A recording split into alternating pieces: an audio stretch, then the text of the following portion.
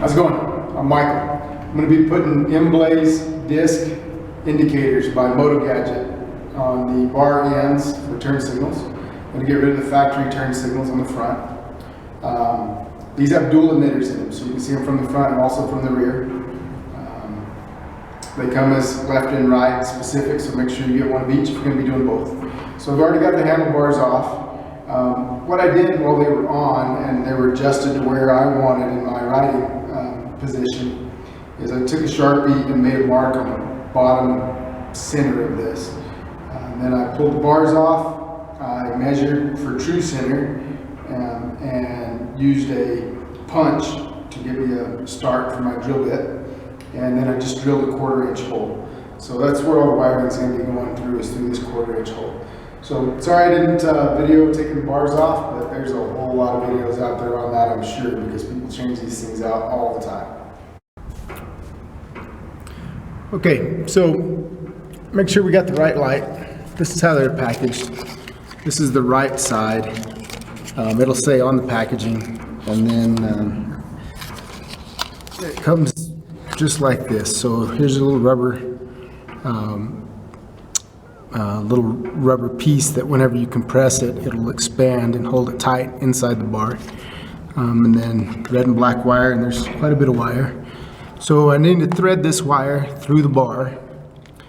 So I'm going to do that with a couple of pieces of wire that I had in the shop. Stainless wire. I don't know where I got it or what it was for, but that's what I'm going to use.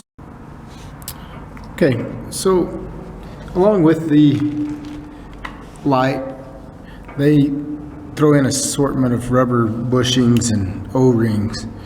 I'm going to take the nut off that was packaged in here, and I'm going to take the rubber bushing off because I don't think we're going to need either one of those. Those are more for hollow bars that don't have anything. The Scout bobber bars are threaded, so I don't think we're going to need any of those rubber bushings, and frankly it wouldn't fit if I put them in there anyway. Okay, so I found a couple of problems. For one, this will not slide all the way through. So I've got a gap. I don't like it. I can drill this out. I can drill the mirror out and make that work. So I'm not as concerned about that as I am with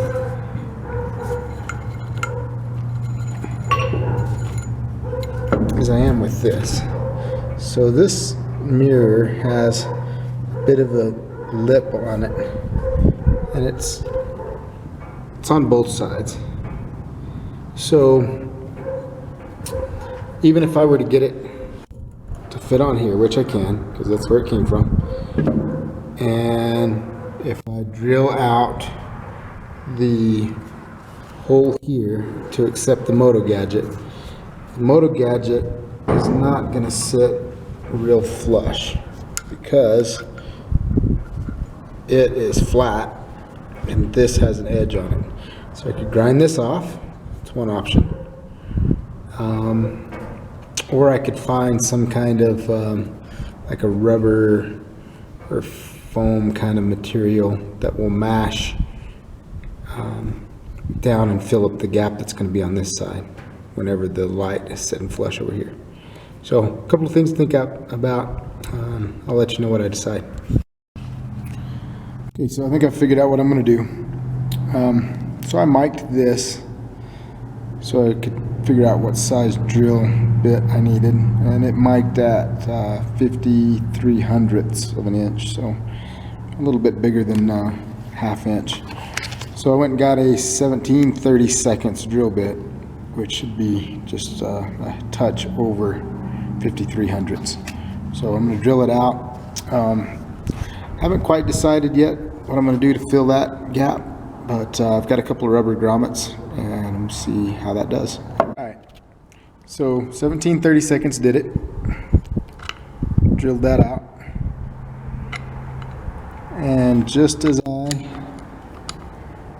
thought, there's going to be a gap. So I'm going to fill that gap with a rubber grommet, I believe.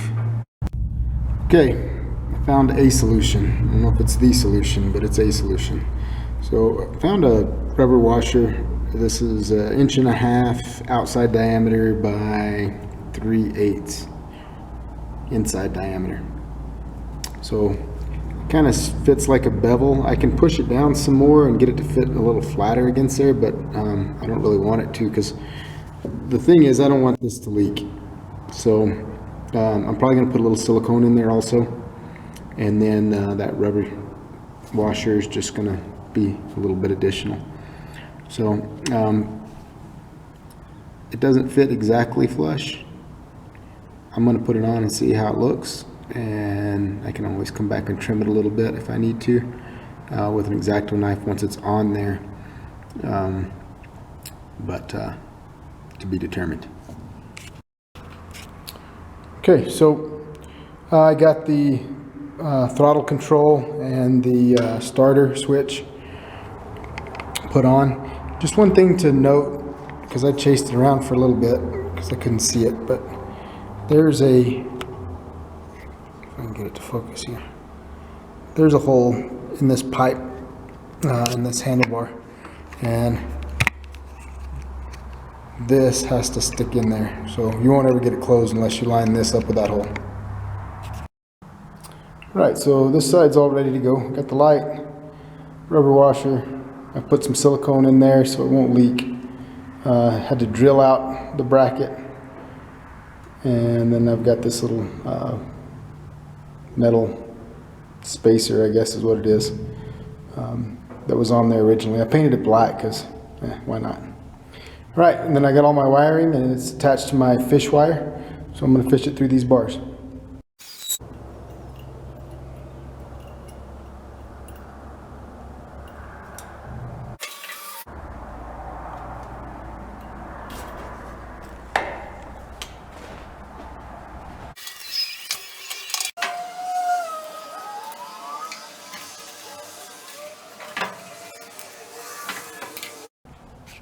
I'm going to take this helmet bucket off in order to finish the wiring on this.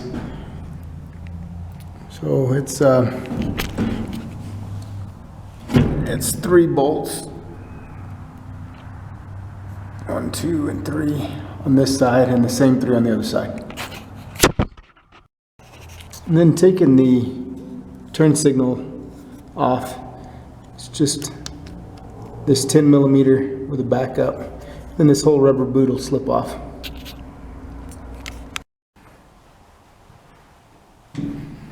Okay, so I took that screw out. This just comes right off here. Okay.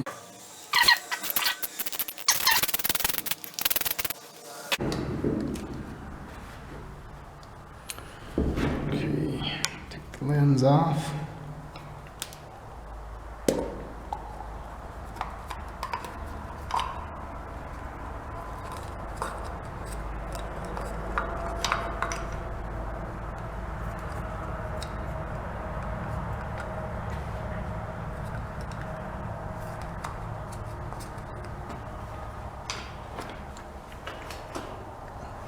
And then 2 wires to cut here. I'm going to cut them just a little bit long enough that I can still use these if I need to for something else, or if somebody else decides that they break one off and need a factory one, I'll have one for them.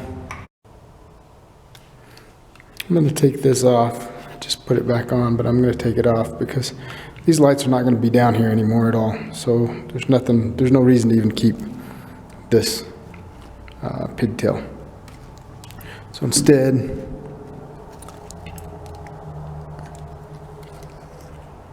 I'm going to run this wire loom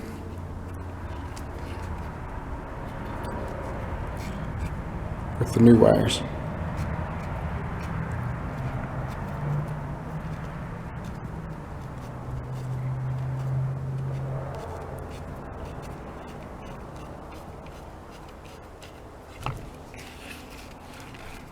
I'll do the same thing for the other side.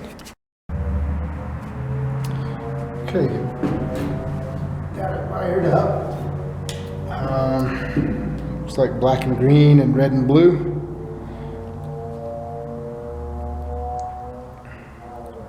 And I'm going to use these crimp caps that butt connectors that Moto-gadget included.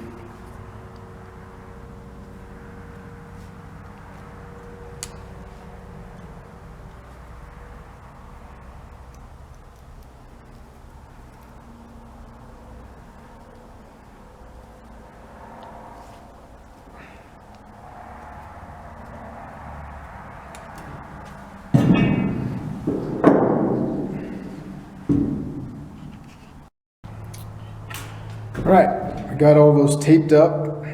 All the crimps are taped. Bundled everything up, put it back in that little pouch. And now I just gotta tighten everything back up. Go back through and tighten up the controls, tighten up the throttle housing, the blinker housing on the controls on the handlebars, tighten up the handlebars, and I'm going to call it good. I'll show you the after. Okay, so one other thing, man, it's starting to get dark out here. I don't even know if you can see it. One other thing that I did is this rubber that the old turn signal was attached to, I went ahead and put it back in. I flipped it upside down and then put it back in just so there's no chrome fork showing here. It's a cleaner look. Okay, so here's the finished product after putting the turn signals on. So you can see what I was trying to tell you last night. I just took this blinker bracket, this rubber one, and I spun it around, turned it upside down and spun it around to where it looks pretty clean from the front.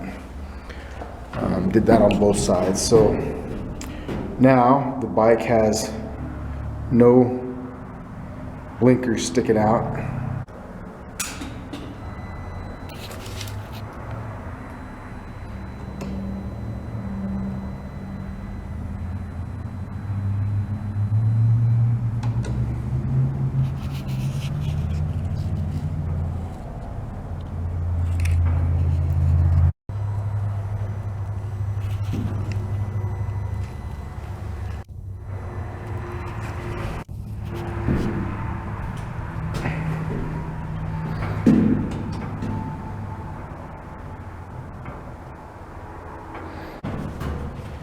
All right, folks,